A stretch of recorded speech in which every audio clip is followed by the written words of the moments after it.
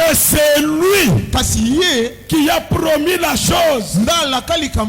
Il est contraint à exécuter sa parole. Alléluia. Amen. William Branham dit au paragraphe 16 de cette prédication et que l'âge où nous vivons, nous sommes dans la dispensation du Saint-Esprit. Même quand la Bible dit oh, les actes des apôtres, pour William Branham il dit ce n'est pas les actes des apôtres, c'est les actes du Saint-Esprit. Alléluia. Amen. Parce que si nous disons que les actes des apôtres, comme les apôtres sont passés, étant des hommes, cela veut dire tous ces actes-là passent aussi. Mais comme le Saint-Esprit demeure, et que le Saint-Esprit ne passe pas, peu importe combien les apôtres sont passés, et que le Saint-Esprit est avec nous, ça va produire les mêmes actes. Parce que la Bible dit Jésus-Christ est le même hier, aujourd'hui et éternellement. Il n'a jamais failli et il ne faillira pas. Les mêmes actes qu'il a produits au travers des apôtres, ce soir il peut aussi les accomplir. Les mêmes œuvres qu'il a faites lui-même, il a dit les œuvres que j'ai faites, vous les ferez aussi. Vous en ferez même plus grand. Alléluia. C'est pour dire que Dieu agit encore. Dieu agit encore. Mais il a besoin des hommes. Il a besoin de femmes qui peuvent les prendre au mot. Caleb n'était pas musclé plus que ses frères. Caleb n'était pas géant plus que ses frères. Lui et Josué, ce n'était pas des boxeurs, ce n'était pas des karatékas, c'était des hommes humbles, semblables à leurs frères. Maintenant il y a moins, ils ont pris Dieu au mot. Là ils ont dit comme lui nous a dit et que la terre nous appartient. Il y a des géants là-bas qui occupent la terre. Ce n'est pas notre problème, c'est à lui de résoudre les problèmes. Zoé Tabernacle, peu importe la grandeur de la situation, et que vous êtes pas nombreux, vous n'êtes pas beaucoup, si vous affrontez la chose, alléluia, Amen. au nom de Jésus, vous serez vainqueurs. Vous serez vainqueurs. Ne regardez pas la situation. Alléluia. Amen. Ne regardez pas la grandeur de la situation. Amen, amen. Amen. Alléluia. Amen. Frère, vous êtes malade ou bien c'est comment? Alléluia. Amen. Réveillez-vous. Marchons ensemble. Depuis que j'ai commencé, je n'ai pas dit quelque chose de moi-même. Écoutez, quand quelque chose est la parole, appuyez ça par un amen. Vous ne dites pas amen au prédicateur, mais vous dites amen à la parole. Et puis quand nous parlons de Caleb, ne faites pas l'imagination de ce Caleb-là. Mais Caleb, c'est aujourd'hui, c'est toi. Alléluia. Caleb, c'est toi. La terre promise, c'est le problème là que tu veux avoir la solution. Mais il y a un blocage. Il y a des barrières. Tu ne sais pas comment résoudre ça. Mais ce soir, tu es capable de dire à Dieu, c'est toi qui l'as dit. C'est ta promesse. Même si il faut traverser les océans, je vais traverser pour atteindre la chose. Parce que c'est ta parole. Alléluia. Amen.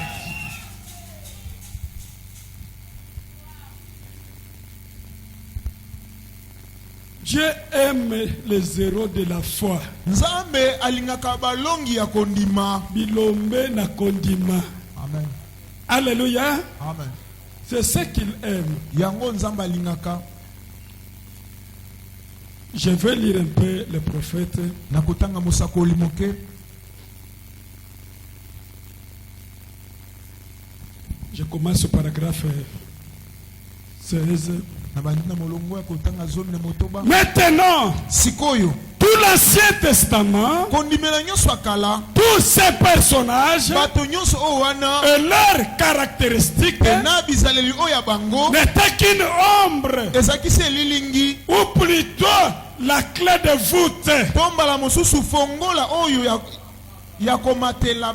Le Nouveau Testament qui jouait la loi, qui jouait la loi, c'est une dispensation. Cette dispensation ici, beaucoup de gens parlent de ceci comme étant la dispensation chrétienne.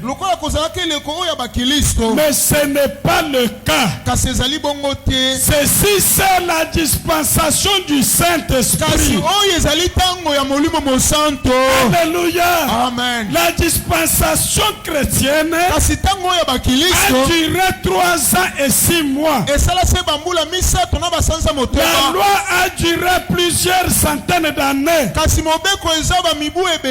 Puis la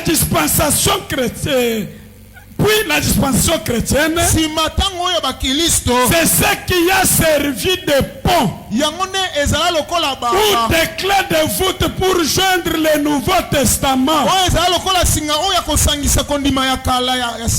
Dans cette dispensation de 3 ans et demi, Dieu s'était incarné dans une seule personne. C'était le Seigneur Jésus-Christ. Si Jésus prenait une portion du Saint-Esprit et donnait à Pierre, lui ne devrait pas être Dieu. Pour qu'il soit Dieu, il devait garder tout pour lui. C'était cette dispensation-là. Mais notre dispensation, c'est la dispensation où Dieu, la grande colonne de feu, s'est divisé. Et chacun de nous a un morceau de chaque colonne de feu. Chacun de nous a sa morceau. Voilà pourquoi les œuvres de Dieu devraient être plus grandes. Parce que ces jours-là, les Grecs sont venus. Ils ont dit, Monsieur, nous voudrons voir Jésus. Jésus a dit, si le Grec qui est tombé par terre et ne meurt pas, ça va rester seul. Mais si ça meurt, ça va produire beaucoup de grains. Aujourd'hui, les gens doivent voir Dieu partout. partout. Partout il y a les chrétiens. Les gens vont voir Dieu. Alléluia. Amen.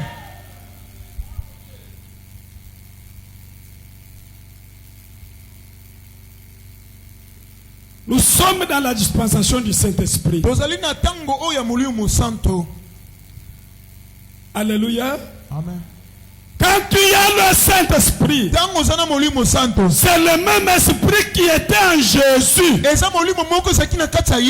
C'est pourquoi il a dit, les œuvres que j'ai faites, vous les ferez aussi. Le pouvoir est entre nos mains. L'autorité nous a été donnée. Jésus a dit ceci, tout pouvoir m'a été donné sur la terre. Maintenant je vous le donne. Pourquoi? Nous sommes l'épouse. Nous sommes la lune. La lune n'a pas sa propre lumière. La lune reflète la lumière du soleil. Pendant l'absence du soleil, c'est ce que nous sommes. Oh mes frères, l'évangile n'est pas venu seulement en parole. Et que nous venons ici, nous écoutons la parole, nous retournons. L'évangile doit être accompagné des œuvres. Des œuvres puissantes, des miracles, des prodiges. Il faut que chaque jour que nous ayons des témoignages. Oh pasteur, j'ai un témoignage. Quand j'étais au marché, une maman est tombée. Il était presque mort. On voulait aller avec lui à l'hôpital. J'ai dit, je suis chrétien. Je dois prier pour cette maman. J'ai prié.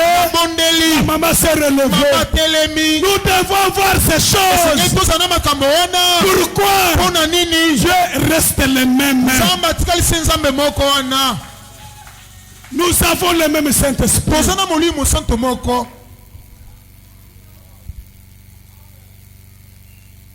Alléluia. Amen. Nous avons le même Saint-Esprit.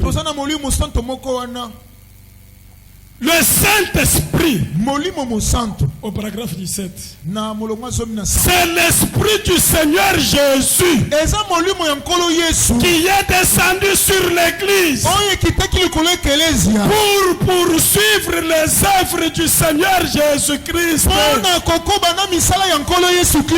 Depuis que tu as cru, si tu as reçu le Saint-Esprit, quelles sont les œuvres de Jésus qui te suivent?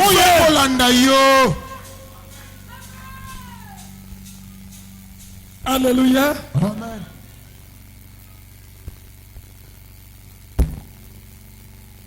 Pour poursuivre les œuvres du Seigneur Jésus-Christ.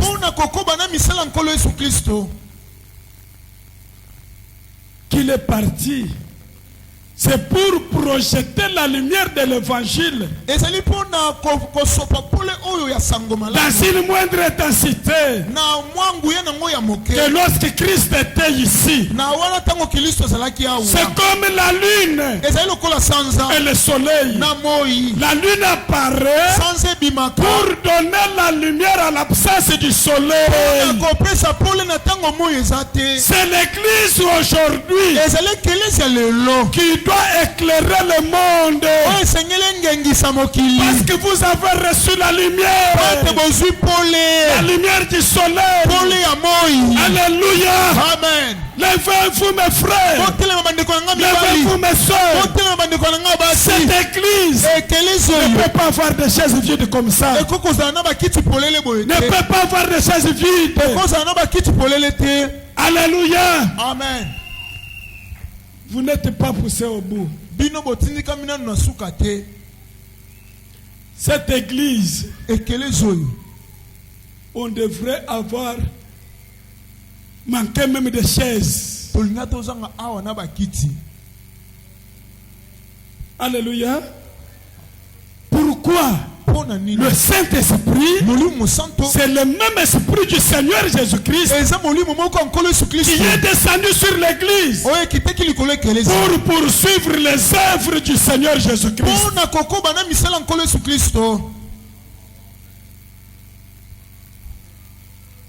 Tu fais la commerce. Ça c'est pour toi. C'est ton intérêt à toi. Mais l'œuvre de Jésus, l'œuvre du Saint-Esprit, où est-ce qu'on peut avoir quelqu'un qui peut venir témoigner et que les gens ont dit votre église c'est où? Oui, telle place. Moi et toute ma famille, nous serons là-bas. Ce sont ces choses qui devraient se faire.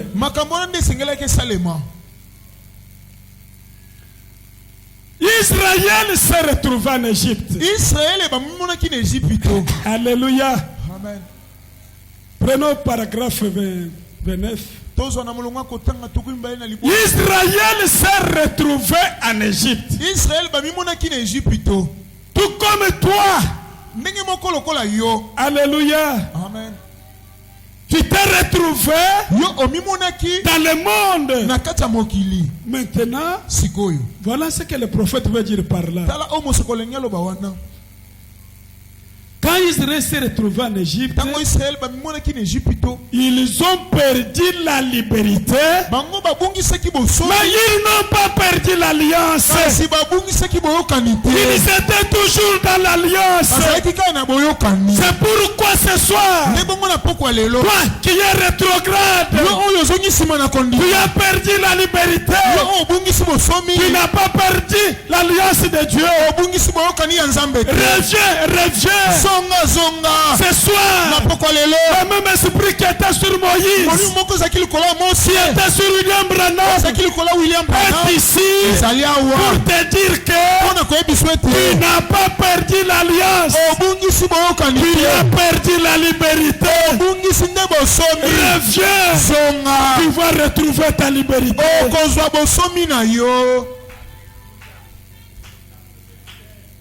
Oui.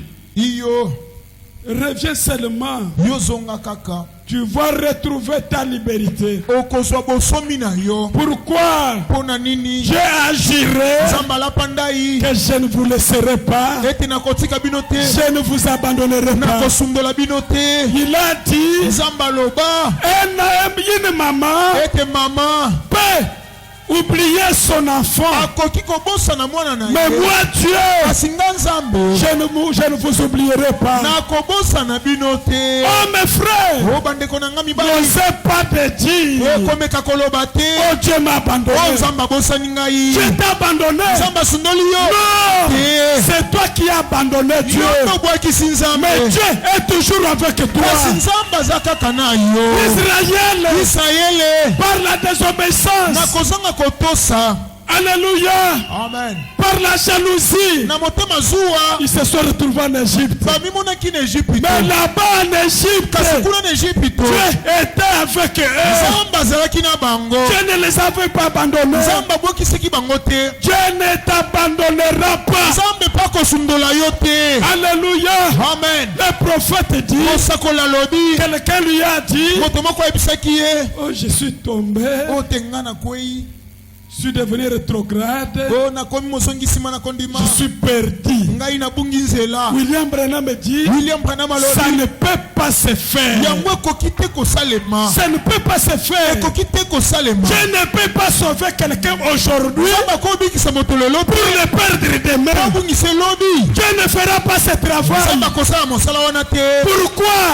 Il a le Dieu illimité. Il connaît la fin avant le commencement. Il t'a connu avant que toi tu le connaisses. kobomba ye. S'il t'a sauvé, Soki abikisa yo. c'est pour l'éternité. Ezali mpona seko na seko. Dieu ne fait pas ce travail-là. Nzambe asalaka mosala wana te. Il sauve quelqu'un Abikisi aujourd'hui. moto lelo. Il le perd encore. Abungisi lisusu. Jésus a dit ceci. Yesu aloba boye. Père, Tata. tout ce que tu m'as donné, Bato nyonso opesanga. je les ai gardés. Batela bango. Je n'ai perdu aucune Nabungisa de te moko te na kati na bango. sauf Longola kaka. l'enfant de la perdition Mwana oyo ya libungi. qui était un démon. Oyo azalaki demona. Si tu n'es pas un démon Soki oza demona te. et que c'est Dieu qui t'a appelé, Nzambe nde abenga yo. c'est pour l'éternité. Eza mpona seko na seko. Alléluia. Amen. C'est pour l'éternité. Ezali mpona seko na seko. Dieu n'appelle pas quelqu'un, Nzambe abengaka moto te. il sauve Abikisi ye. et puis Nsima il perd encore. abungisi lisusu. Non. Te ndeko. William Branham dit, William Branham alobi. Dieu n'est pas un donneur indien. Nzambe azali moto donner oyo bendien te. Comme les Indiens donnent quelque chose. Lokola bendien nde bapesaka eloko. Quand tu as fait du bien, Ntango osali endie bolamu il te donne. apesi yo. Quand tu fais le mal, Ntango osali mabe abotoli yo. il le retire. Azwi eloko na ye. Tu fais encore du bien, Osali su bolamu il te donne. apesi yo. Quand tu fais du mal, Ntango osali mabe il le retire. azwi yango. Dieu ne fait pas comme ça. Nzambe asalaka bongo te. Si Dieu te sauve, Soki Nzambe abikisi c'est une fois pour toutes. ezaka mbala moko esili. Une fois pour toutes. Kaka asali yango boye Tu esili. es sauvé pour l'éternité. Obikisami mpona seko na seko. Tu es sauvé pour toujours. Obikisami mpona libela. Pas pour un jour. Eza mpona mokolo moko te. Pas pour un réveil Eza quelconque. mpona bolamuki moko boye te. Ok, on avait le réveil. Ote ntango tozalaki na Quand le bolamuki. réveil est Ntango terminé, bolamuki esili. je suis encore perdu. Nabungi lisusu. Cela veut dire Yango alingi eloba. tu n'étais pas sauvé. Nanu babikisaki yo te. Si tu étais sauvé, Soki obikisamaki. c'est une fois pour toutes. Eza mpona mbala moko mpona nyonso. C'est une fois pour Mbala toutes. moko mpona nyonso. Quand l'enfant est né Ntango mwana botami. et qu'il prend le nom de son père, Pe azwi kombo ya tata na ye. c'est une fois pour toutes. Ezali mbala moko esili. Même si cet enfant Ata mwana wana devient fou. akomi moto ya liboma. Alléluia. Amen. L'enfant d'Oscar est devenu fou. Mwana ya Oscar akomi moto ya liboma. Est-ce que les gens diront, Boni bato bakoloba. le fou là, O moto ya liboma wana. c'était l'enfant d'Oscar? Azalaki mwana ya Oscar. Jamais. Ata moke te. Les gens diront, Bato bakoloba. ce fou là que vous voyez, Moto ya liboma bomoni. c'est l'enfant d'Oscar. Azali mwana ya Oscar. Alléluia. Amen. Un fou Moto ya liboma. marchait nu, Akotambola motakala. marchait dans les poubelles. Akolia na bafulu. On va toujours l'appeler Akobenge kaka. l'enfant d'Oscar. Mwana ya Oscar. C'est la même chose Ezelo komoko. avec les enfants de Dieu. Bana na Nzambe. Quand tu es né de Dieu, Tango obotami na Nzambe. on est né une seule fois. Obotami se mbala moko. Et tu es l'enfant de Dieu. Okomi mwana na Ce Nzambe. n'est pas qu'aujourd'hui, Eza te lelo. parce que tu as fait du bien, Po tosali bolamo. tu es un enfant de Dieu. Ozali mwana na Nzambe. Quand tu fais du mal, Tango osali mabe. tu deviens un enfant de Satan. Okomi mwana Satana. Cela n'existe pas. Yango ezalaka te. Alléluia. Amen. Quand tu as fait du mal, Tango osali mabe. tu es toujours enfant de Dieu. Ozali kaka mwana na Nzambe. Mais tu vas perdre ta liberté. Kasi okobungisa bosomi na Tu yo. vas perdre ta liberté. Okobungisa bosomi na yo. On va... Tu dois encore devenir esclave. Okokoma lisusu mowumbu. Mais tout en étant enfant de Dieu. Ata bongo ozali se mwana na Nzambe. Mais Dieu, Kasi Nzambe par sa grâce, na ngolu na ye il avait promis à Abraham, alakaki na abala yama. par ma main Na puissante, loboko na ngangu je ya viendrai, nakoya. je libérerai mon Mpe peuple. nakokangola libota na nga. Si tu es un enfant de Dieu, Soko oza mwana na Nzambe. tu es dans le péché, Oza na kati ya lisumu. murmure le nom de Jésus. Imai ima kombo na Yesu. Murmure le nom de Jésus. Ima kombo na Yesu. Oh Seigneur, Nkolo. souviens-toi de moi. Kanisela na ngai. N'abandonne pas. Kosundola ngai te. Par sa main puissante. Loboko na nguya. Il va te libérer. Kokangola yo. Il va te libérer. Ya kokangola yo. Pour avoir la liberté. Po sa bosomi.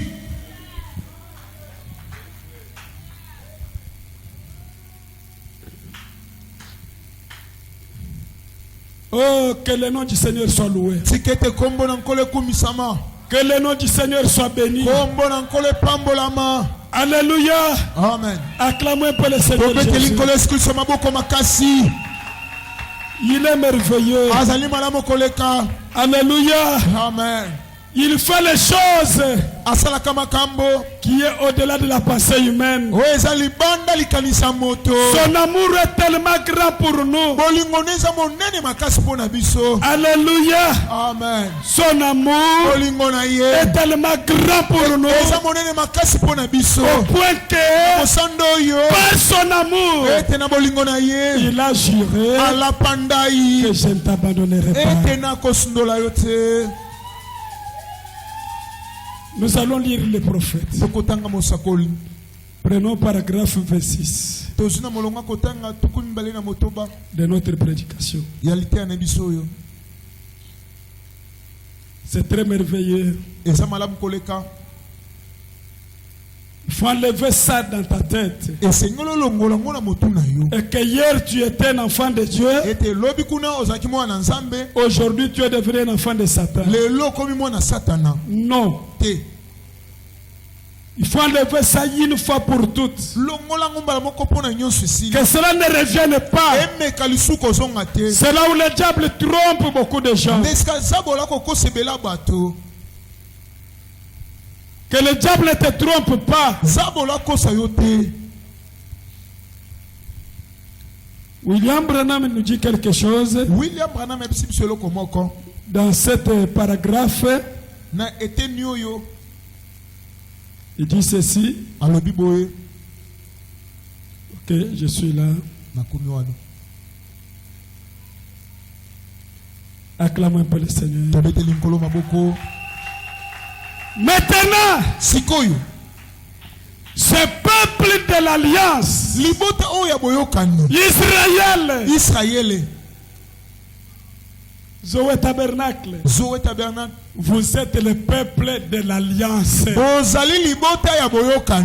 Vous êtes le peuple de l'alliance. Vous êtes ici ce soir sur base de l'alliance qui a été conclue au bas du calvaire. D'abord au calvaire, une alliance a été conclue. Le ciel était témoin.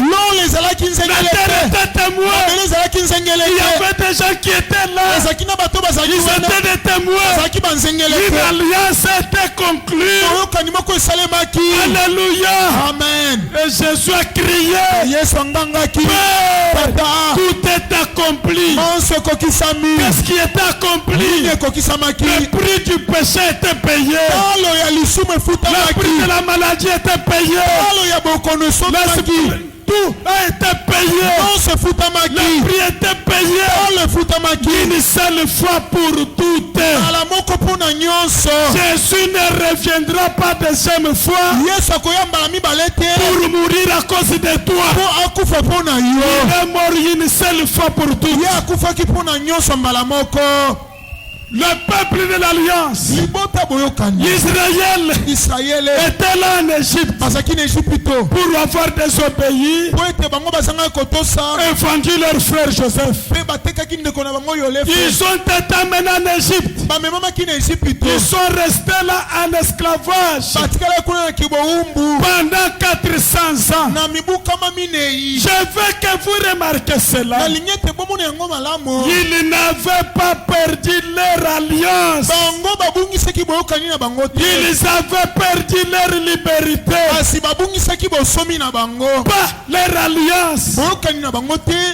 Alléluia. Amen. Quand Dieu a fait l'alliance avec Abraham, Tango nzamba sali boyokani na balayama avec Isaac, na Isaka, avec Jacob, na Yakobo, il a juré par lui-même. alapandai na ye moko. Est-ce que vous êtes là? Boni bozali wana elongo. Est-ce que vous êtes là? Bozali wana. Nous, Biso. quand nous jurons, Tango tolapindai. nous jurons par le plus grand que nous. Tolapindai na moto alikolo na biso. Alléluia. Amen. Quand nous étions des païens, Tango tozaki bapagano. on jurait par nos ancêtres. Tolanda kolapandai na bakoko na biso. Koko na ngai. Na koko na ngai na lapindai na ye. Aujourd'hui, Lelo. nous jurons par Dieu. Tokola pandai epanzambe. Nous levons la main pour dire, il y a un Dieu au ciel. Je te dis la vérité. Mais ici, c'est le Dieu là. Il a regardé là-haut. Il y avait autre personne. Sur la terre, il n'y avait pas autre personne. Il a dit à Abraham, je jure par moi-même. Je jure par moi-même. Je te sauverai. Je sauverai ta postérité. La postérité d'Abraham, c'est nous. En croyant en Jésus, nous sommes la postérité d'Abraham. Toute promesse qui a été donnée à Abraham nous appartient. Alléluia. Ça nous appartient. Acclamons le Seigneur.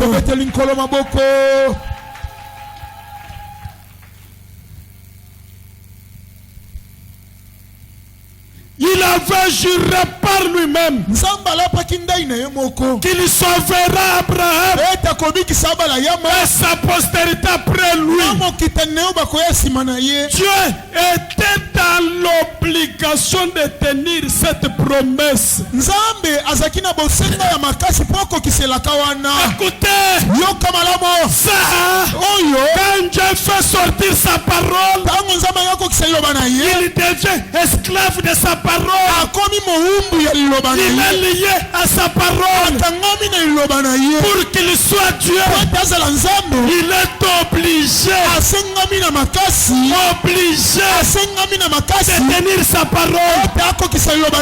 Écoutez, Dieu ne peut pas dire quelque chose et revenir.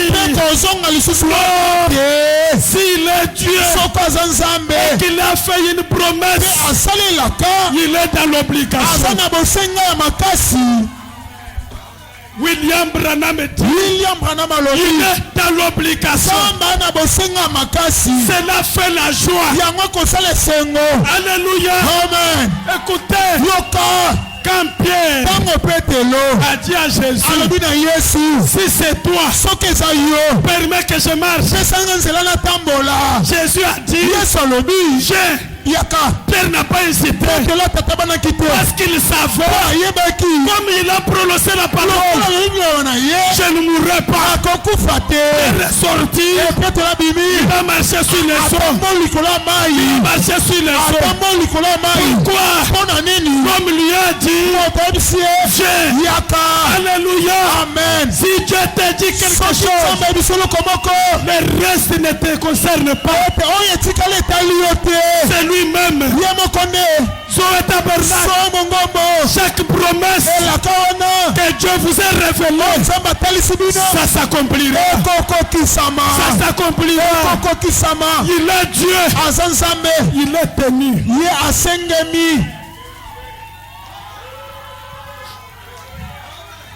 Obligé de tenir à cette promesse.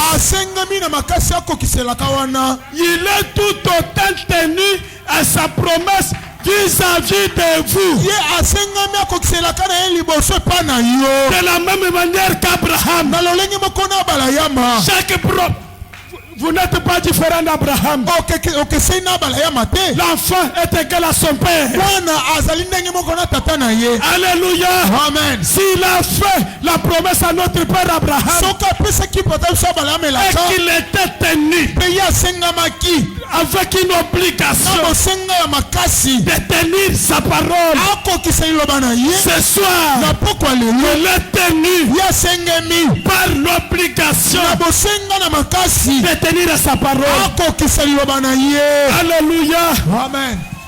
Quand Dieu dit quelque chose, même si la chose n'est pas là, il doit créer ça. Il doit créer ça. Il a dit à Pierre, retourne. Jette le filet. Alléluia. Amen. Pierre a dit, avec mes yeux, il n'y a pas de poisson ici. Moi-même, je suis expert. J'ai pêché toute la nuit. Je n'ai rien pris. Alléluia. Amen. Mais Pierre, comme il était incroyable, il a dit, mais sur ta parole, sur ta parole, je mets le filet sur cette parole où il n'y avait pas de poisson. Le créateur a créé le poisson.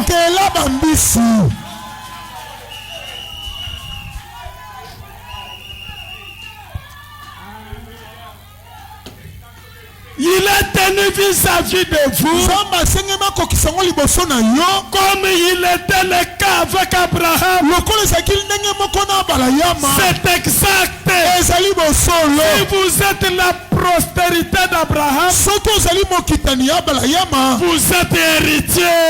Vous êtes héritier. Héritier de quoi? De toutes les promesses de Dieu. Héritier de promesses. Chaque promesse, tu es héritier de ça. Gloire soit rendue à notre Dieu.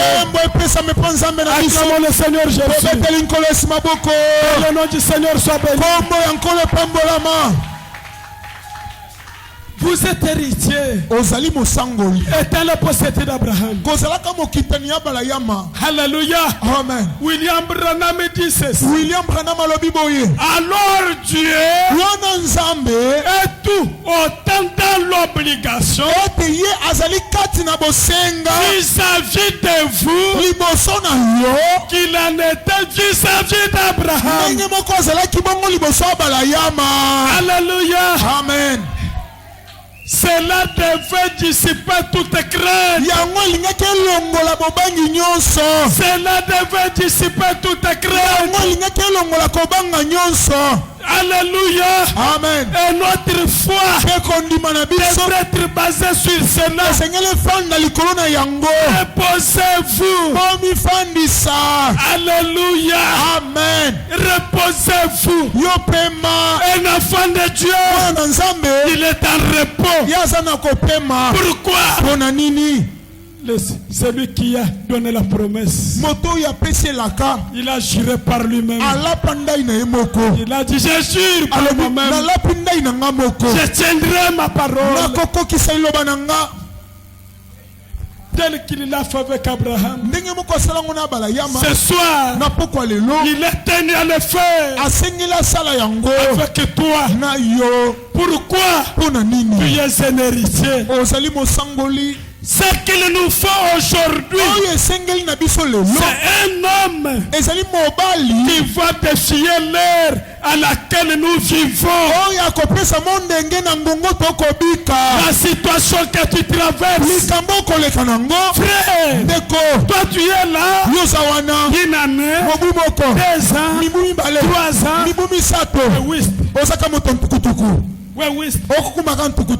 Quoi? Tu n'es pas un fils de Dieu? Non. Si tu es un fils de Dieu, refuse ça. Dites que cette année, c'est la dernière année où je pousse ces choses. L'année prochaine, je dois être au volant. Oui. Tu es un enfant de Dieu. C'est que tu professes dans ta bouche. Si tu crois cela, cela doit se faire. Ta vie actuelle est à l'auteur de la foi que tu es. Si ta foi monte, ta vie montera aussi.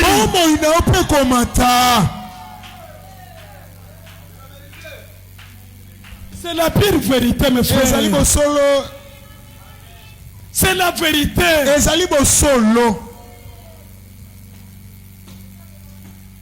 Si toi tu veux mourir au ouest,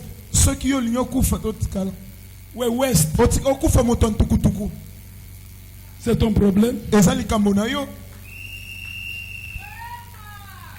William Branham dit ceci. Les enfants de Dieu doivent avoir de grandes ambitions.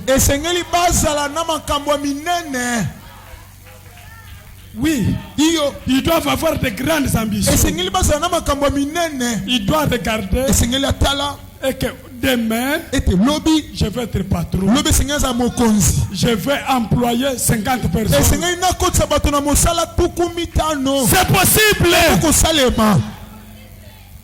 C'est possible. Si Dieu du ciel pouvait donner son fils unique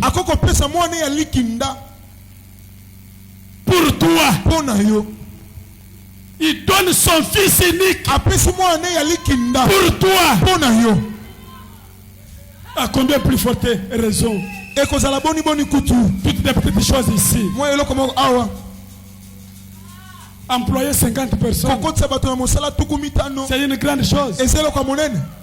Il fallait toucher le fétiche pour cela. C'est lui qui est avec nous est plus grand que celui qui est dans le monde. Un enfant de Dieu doit avoir de grandes ambitions. De grandes ambitions. Pas de petites ambitions. Je ne vous parle pas de futilité. Je vous parle des expériences que j'ai faites. Il y a des frères ici qui ne veulent pas se marier. Non. Vous faites honte. Vous faites honte. Parce que vous n'avez pas de grandes ambitions. Si tu as de grandes ambitions, l'année prochaine, on va célébrer le mariage ici.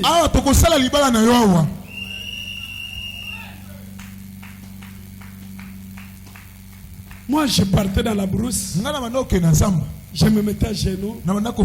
J'étais célibataire. Je priais, Seigneur, garde ma femme, garde mes enfants. Oui, je faisais ça. Avant que j'achète la parcelle, j'ai dessiné déjà je faisais le dessin de ma maison.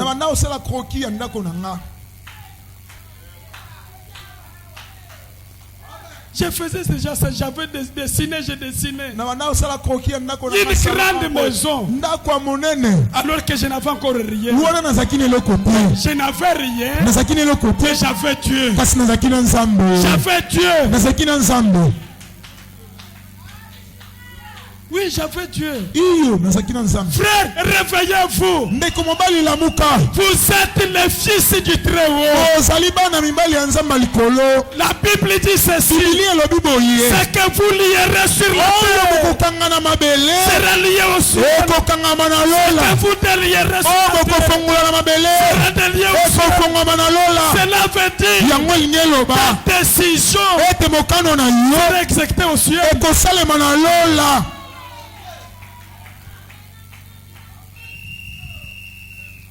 J'ai dit à un petit frère, lorsque j'étais venu ce temps-là, je lui ai fait secouer. Je lui ai dit, toi, dans ta vie, tu veux louer seulement là au fond. Pour arriver chez toi, une devant de ça.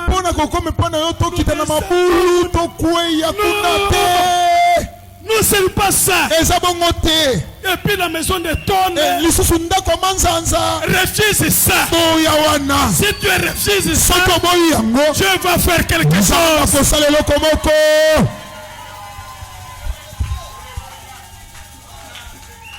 Je lui avais dit ça, je lui avais secoué.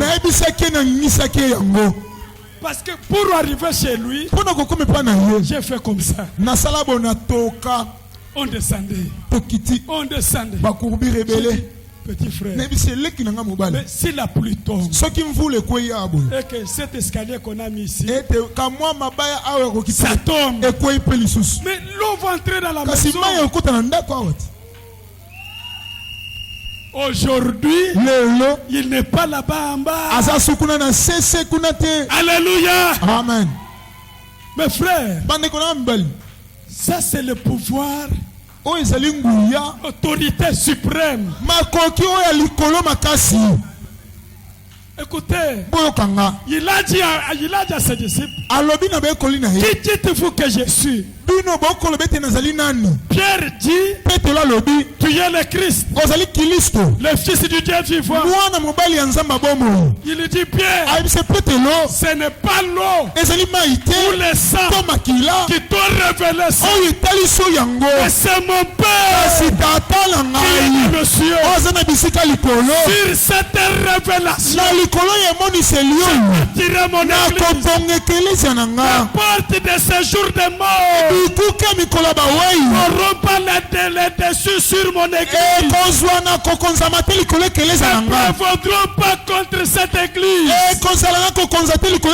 Cette église-là, ce n'est pas de fer ici, ce n'est pas de mire, c'est toi ma soeur, c'est celui qui a eu la révélation, c'est qui est Jésus. Tu es battu là.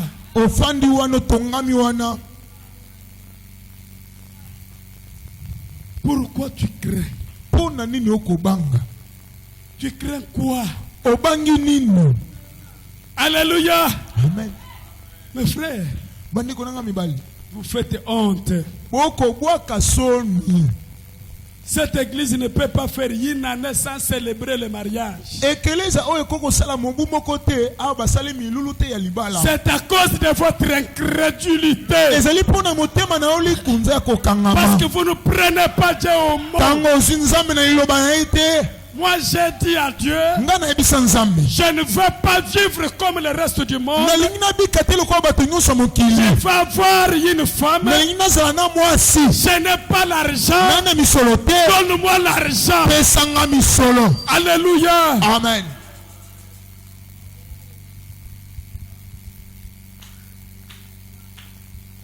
Honte à vous, mes frères. Honte à vous.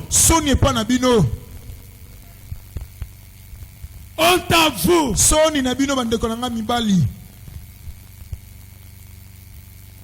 Vois avec ce que tu as. Avec ce que tu as là. Vois avec ça. C'est insignifiant aux yeux des gens. Mais si Dieu t'a révélé la chose, c'est une grande chose. Les gens voyaient Moïse avec les bateaux. C'est un petit bois comme ça. Sec. Ça va faire quoi? Alléluia. Amen. Ça va faire quoi? Les gens posaient des questions. Oubliant et que ces bois-là venaient dans la présence de Dieu. Venaient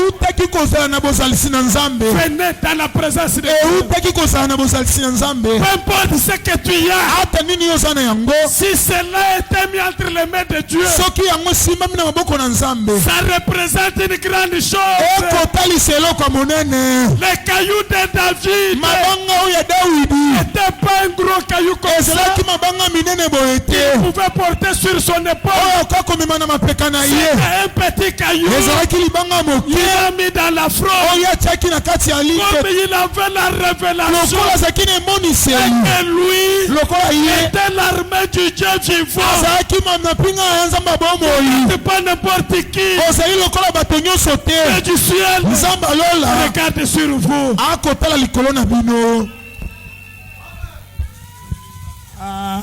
Dieu regarde sur vous. Il a posé la question à Satan. Atuni Satana motuna. As-tu vu mon serviteur? Omoni mosali nanga mobali Yobo. Il comptait sur Job. Nzambe abandai kotalela Yobo. Israël était là. Israël bazaki wana. Dépouillé par un circoncis. Bango bazangisi bango makase pa moto ya katema ngenga te. Un circoncis. Moto ya katema ngenga te. 40 jours. Mikolo tukuminei. Quand Goliath s'est levé. Tango Goliath a telemi. Bango bazongisi manako banga. Quand Goliath s'est levé. Tango Goliath a telemi boye. Bazongisi manako banga. Quand David est venu. Tango David est. Il a dit, mes frères. Alobeli bango bande konanga mibali. Je vous ai amené les nourritures. Na memeli bino bilei. Mais vous mangez un peu en tremblant. Bokolia na kolenga kalengaka. Qu'est-ce qui ne marche pas? Nini ekotambola na bino te? Qu'est-ce qui ne marche pas? Nini ekotambola na bino te?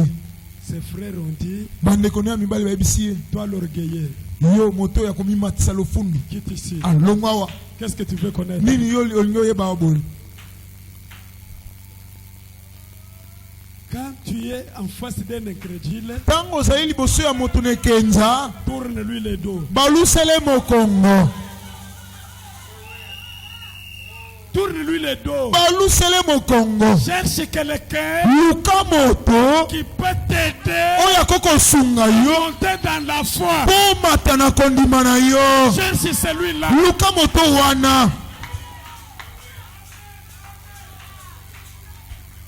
Il les a tourné le dos. Il a regardé quelqu'un d'autre. Cet homme lui a dit, il y a un défi qui est lancé. Nous cherchons quelqu'un qui peut relever ce défi.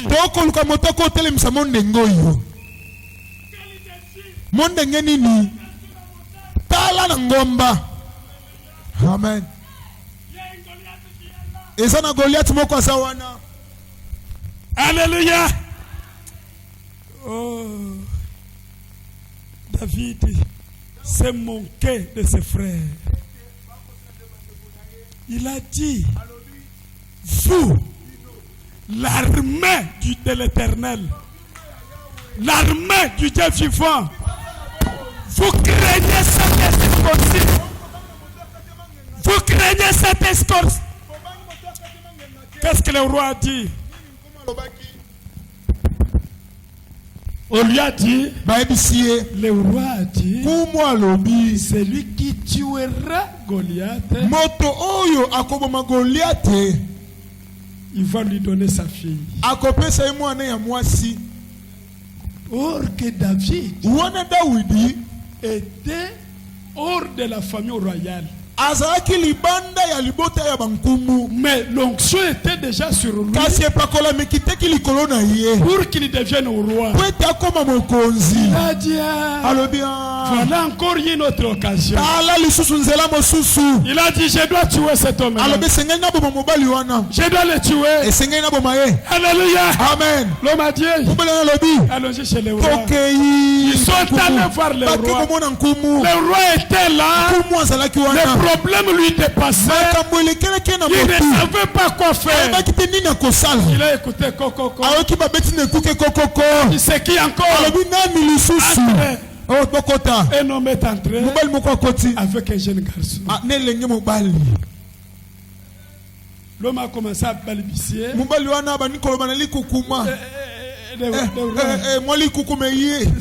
Ce garçon il dit quoi?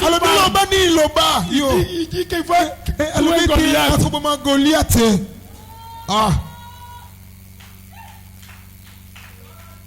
Garçon, rentre à la maison. Va manger les chikwanga. Parce que cet homme-là Voilà ses qualités. Voilà ses qualités. Voilà l'œuvre de Satan. Satan, quand vous arrivez au bord de la rivière, il va te montrer les bateaux qui ont chaviré. Mais il ne te parlera pas des bateaux qui ont traversé. Tu dois lui dire, si ces bateaux ont chaviré, le mien va traverser. Le mien va traverser. Alléluia. Amen. David avait sa chibessière. Il a mis les mains là-bas. C'était le poil de l'ours. Il a donné le témoignage. Il a remis sa main. C'était le poil de lion. Il a donné le témoignage. Il a dit de la même manière, j'ai tué l'ours, j'ai tué le lion, je tuerai cet homme-là. Pourquoi? C'est un incirconcis. Si Dieu a déjà fait quelque chose dans ta vie, il est le même Dieu. Il est le même Dieu. Il fera si tu continues à croire. Alléluia. Amen. David, quand il a dit ça, l'onction était sur lui. Il a commencé à gravir. Il est parti. Il a pris un caillou. Il l'a mis dans le lance. Il a regardé Goliath. Mes frères, vous êtes distraits parce que vous regardez Goliath là. Goliath est devant toi. C'est ce problème-là qui ne te permet pas d'avancer. Qui ne te permet pas de c'est ça ce problème-là. C'est lui Goliath. Regarde-lui ce soir. Dis-lui, je dois te tuer. Oui, je dois te tuer. Il a pris la lance. Quand il a commencé à tournoyer, les gens regardaient David. Mais dans notre dimension, c'était le bras de l'Éternel. C'était le bras de l'Éternel pour la délivrance de son peuple. Quand il a lancé les cailloux avec les bras de l'Éternel, un petit caillou était devenu comme une bombe. Soulevant Goliath. Et Goliath était par terre. Le poussière était là.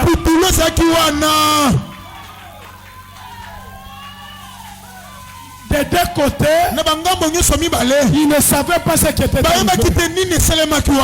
Parce qu'il y avait des poussières. Ils ont vu Goliath soulever. Ils ont dit, oh, peut-être il est tombé sur David. Peut-être il est tombé sur David. Parce qu'il y avait des poussières. Mais sous ces poussières, David s'est approché. Il a récupéré l'épée. Il a coupé la tête. Il a mis la tête sur l'épée. Les gens regardaient. Ils observaient. Qu'est-ce qui ne va pas? Mais les poussières s'est dissipé. Ils ont crié. Goliath est par terre. David est debout. Au même moment, tout Israël a pris la force. A pris la force. Mes frères, la victoire d'une seule personne, ça doit réveiller tout le monde. Parce que vous avez le même Dieu. Le même Dieu. Personne n'a dit. Prenez la force d'une manière automatique. Quand ils ont vu Goliath par terre, chacun a pris une épée. Ils ont poursuivi l'ennemi. La peur a changé le cas. La peur a changé le cas. Ils ont poursuivi l'ennemi jusqu'au dernier souffle. Mes frères, levez-vous. Mes soeurs, le Dieu de William Branham est vivant. Pas le Dieu de l'histoire. Il est le Dieu d'aujourd'hui. Capable d'agir, de se révéler. Il est capable. Si tu crois, tu le verras. Si tu crois, ce soir, tu vas couper la tête d'un Goliath. Tu vas tuer la tête d'un Goliath. Tu seras vainqueur. Te lève debout.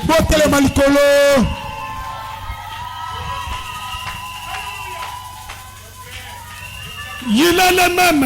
Aujourd'hui, éternellement. Il est le même. Aujourd'hui, éternellement. S'il a fait pour les autres, il le fera aussi pour toi. S'il a guéri les autres, il te guérira aussi. S'il a baptisé les autres, le Saint-Esprit est ici pour que tu puisses recevoir ça. Il est le même hier, aujourd'hui, éternellement. Si tu crois, dis quelque chose.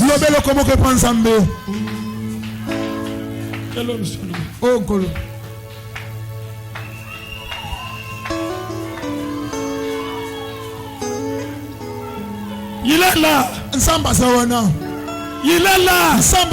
Si tu es spirituel, tu peux sentir sa présence. Alléluia.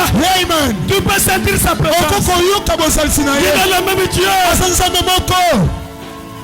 Quelle situation?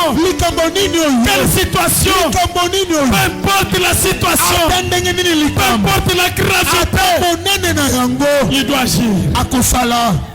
Il doit agir. Il était tenu à sa promesse envers Abraham. Il est tenu vis-à-vis de vous.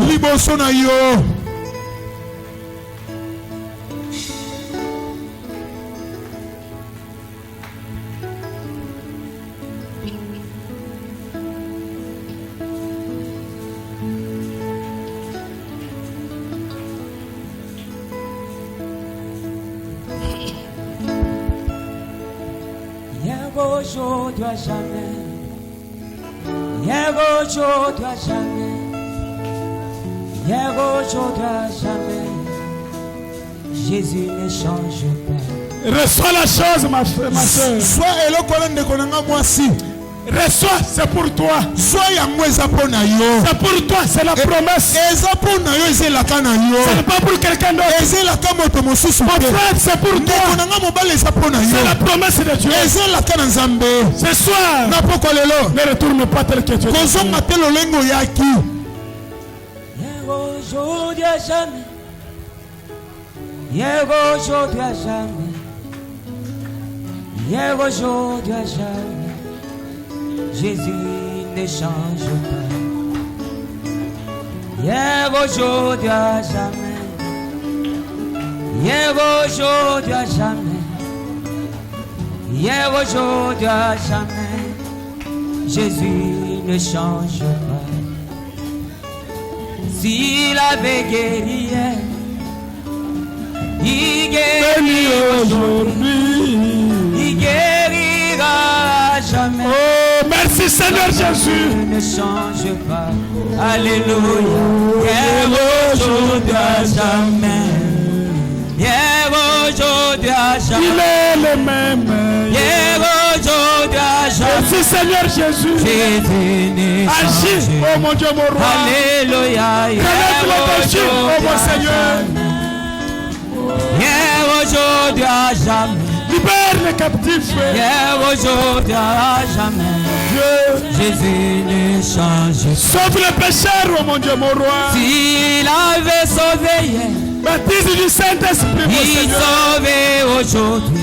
Agis, Seigneur. Il sauvera à Délivre ton jamais. peuple. Jésus Délivre ne tes enfants, oh change Dieu. pas. Alléluia, hier, aujourd'hui, à jamais. Hier, aujourd'hui, à jamais. Hier, aujourd'hui, à jamais. Jésus ne change pas. Alléluia, hier, aujourd'hui, à jamais. Hier, aujourd'hui, à jamais. Hier, aujourd'hui, à jamais. Jésus ne change pas. Alléluia, hier, aujourd'hui, à jamais. Hier, aujourd'hui, à jamais. Hier, aujourd'hui, à jamais. Jésus ne change pas. S'il avait béni hier, il bénit aujourd'hui, il bénira à jamais. Jésus ne change pas. Alléluia, hier, aujourd'hui, à jamais. Hier, aujourd'hui, à jamais. Jésus ne change pas. Alléluia, hier, aujourd'hui, à jamais. Hier, aujourd'hui, à jamais. Hier, aujourd'hui, à jamais. Jésus ne change pas. S'il avait sauvé hier, il sauvait aujourd'hui, il sauvera à jamais. Jésus ne change pas. Alléluia, hier, aujourd'hui, à jamais. Hier, aujourd'hui, à jamais. Hier, aujourd'hui, à jamais. Jésus ne change pas. Alléluia, hier, aujourd'hui, à jamais. Oh mon roi. Hier, aujourd'hui, à jamais. Hier, aujourd'hui, à jamais. Jésus ne change pas.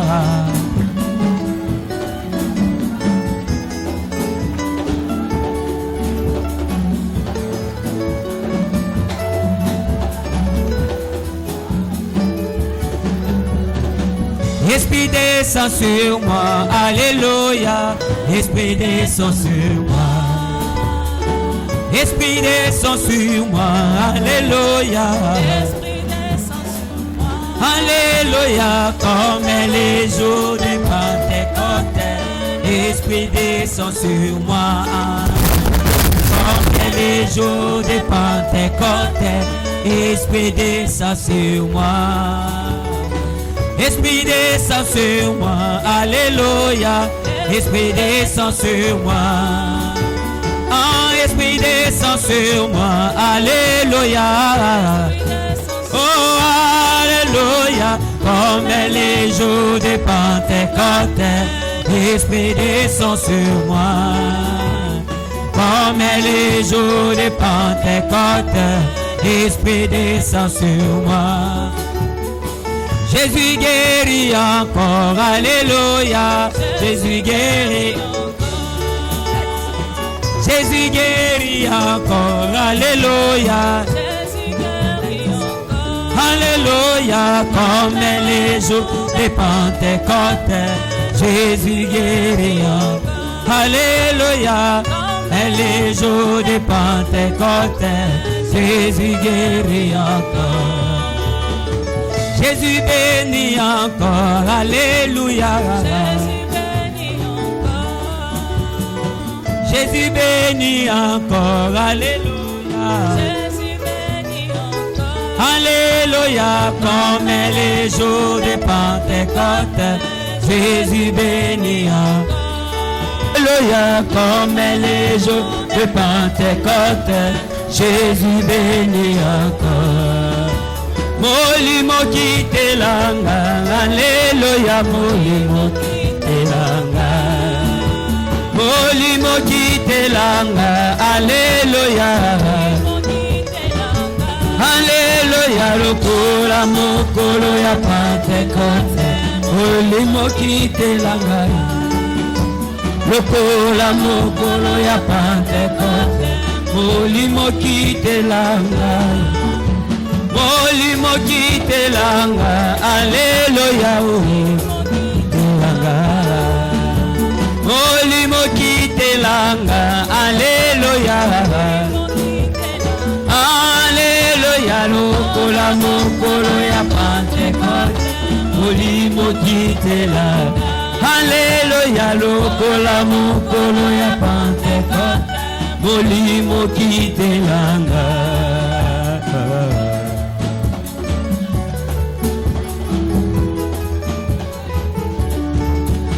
Wasake jina chilo kuchima kenda, zambi mwakana zambi wakwa yemena. We mukalega Yesu, musambi wamisuka yetu tatu wachendelela. Ujumuna munda mwajora mukalega Yesu, mumubiju wa mwani ya bafumu wa bafumu. We kwa ngata mubiju wenda, we kwa kulangane netu mukalega Yesu. Zambi wa mchulu, ngasa bulala lekai udi mutwazela mukalega Yesu. Bodi hata da mukanje wa chugondu chetu. Mukanje jibulu kutumbu shumunda wa malu malonda. Mukanje jibulu kutumbu shumbu kwa hanu. Egu tutega munda mwadida kazeza. Turiba jasa turiba mwabi mukalega Yesu. Bodiba turiba kijina botu bukola. Bodiba na bufumo kuri mukalega. Turiba ikina chantu chaya melu. Chantu fumo kuri wa mukalega Yesu. Kwa katuma mukanje kuri moto. Kari wakati wakana hasha bulaba. Bakutu yasha mukanje mukalega. Bakutanda shumunda walandru wa tijila. Bakukumba shamila yosu mukala mutulaya.